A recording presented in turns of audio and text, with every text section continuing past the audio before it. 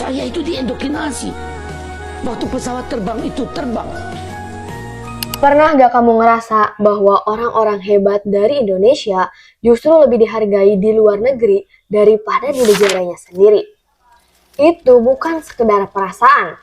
Itu yang benar-benar dialami oleh Bakhruddin Yusuf Habibie, seorang ilmuwan jenius, teknokrat, dan negarawan asal Indonesia. Habibie lahir di Parepare, Sulawesi Selatan pada 25 Juni 1936. Ia adalah anak keempat dari 8 bersaudara. Ayahnya bernama Alwi Abdul Jalil Habibie, seorang ahli pertanian, dan ibunya Tuti Marini Puspawardojo adalah sosok yang kelak menjadi sumber kekuatan dan inspirasi Habibie. Sejak kecil, Habibie menunjukkan minat besar terhadap ilmu pengetahuan. Sementara anak-anak lain bermain, ia justru gemar membaca buku teknik dan membongkar barang-barang elektronik. Ia dikenal sebagai anak pendiam, namun memiliki pemikiran yang jauh melampaui batas usianya.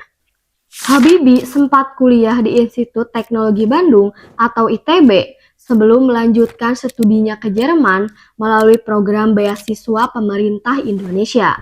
Di sana, ia belajar RWTH Aksen, salah satu universitas teknik terbaik di dunia.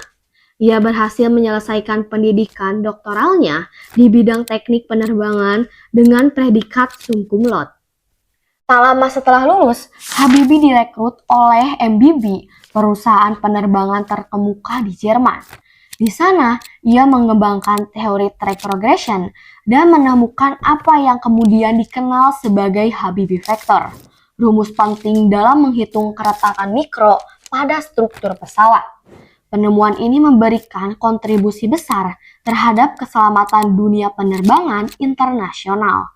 Meskipun karirnya sangat cemerlang di Eropa, pada tahun 1974, Presiden Soeharto memintanya pulang ke Indonesia. Habibie bisa saja menolak, tapi ia merasa memiliki tanggung jawab terhadap tanah airnya. Ia berkata, "Saya pulang bukan karena dipanggil, tapi karena saya punya tanggung jawab." Habibie kembali dan memimpin pengembangan teknologi tinggi di Indonesia. Ia mendirikan industri pesawat terbang Nusantara atau IPTN dan membina generasi insinyur muda Indonesia. Puncaknya yaitu menerbangkan perdana pesawat N250 Gatot-Kaca pada tahun 1995. Pesawat penumpang regional buatan Indonesia pertama yang dirancang dengan teknologi fly-by-wire. Namun, pada tahun 1998, krisis moneter melanda Indonesia. Presiden Soeharto mengundurkan diri, dan Habibie yang saat itu menjabat sebagai wakil presiden naik menjadi presiden ketiga Republik Indonesia. Dalam waktu singkat, hanya sekitar 1 tahun, Habibie memimpin berbagai reformasi besar. Di antaranya, membuka ruang kebebasan pers, melaksanakan pemilu demokratis pada tahun 1999, melepaskan keterlibatan militer dari lembaga legislatif, menstabilkan ekonomi dan mengurangi inflasi, memberi rakyat pilihan melalui referendum di Timor Timur. Meski prestasinya signifikan, laporan pertanggungjawabannya sebagai presiden tidak diterima oleh MPR. Ia pun memilih tidak mencalonkan diri kembali dan mengakhiri masa kepresidenannya dengan kepala tegak.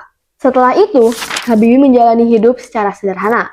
Ia menulis berbagai ilmu kepada generasi muda dan terus menunjukkan kecintaannya kepada Indonesia tanpa pamrih. Salah satu hal yang paling menginspirasi dari Habibie adalah kesetiaannya kepada istrinya, Hasri Ainun Besari. Mereka menikah pada tahun 1962 dan menjalani kehidupan penuh perjuangan bersama. Setelah Ainun wafat pada tahun 2010, Habibie menyampaikan kalimat yang menyentuh hati. "Ainun tidak pernah pergi, dia hanya ada di sisi lain hati saya." Dari kisah tadi, apa yang bisa kita pelajari dari B.J. Habibie? Karena dari beliau, kita belajar bahwa ilmu bukan hanya soal kecerdasan, tetapi soal bagaimana menggunakannya untuk melayani, mencintai, dan membangun bangsa. Habibie adalah bukti bahwa orang Indonesia mampu bersaing di panggung dunia, bahwa keterbatasan bukan soal alasan untuk menyerah, bahwa kerja keras dan cinta tanah air adalah kombinasi paling kuat untuk membuat perubahan. Jika kamu ngerasa belum dihargai, belum dianggap, ingatlah, bahkan B.J. Habibie, seorang jenius kelas dunia pun baru benar-benar dihargai oleh bangsanya sendiri setelah ia tiada. Jadi jangan tunggu untuk dilihat. Berkaryalah, karena yang paling penting bukan untuk dikenal, tapi untuk bermanfaat. Bye-bye!